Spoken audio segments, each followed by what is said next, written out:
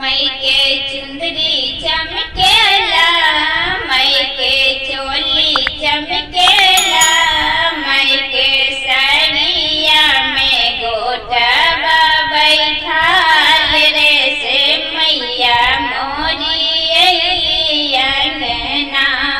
मई के साड़िया में गोटवा बैठाल रे से मैया मोरी अंगना।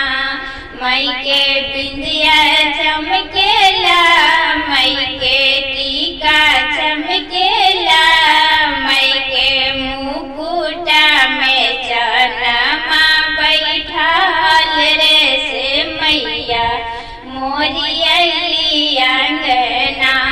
मई के मुकुटा में चनमा बैठाल रे से मैया मोरी अंगना।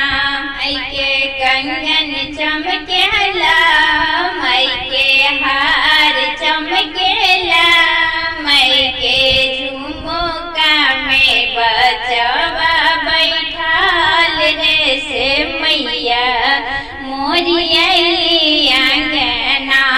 मई के झुमका में बचवा बैठाल रे से मैया मोरी अंगना।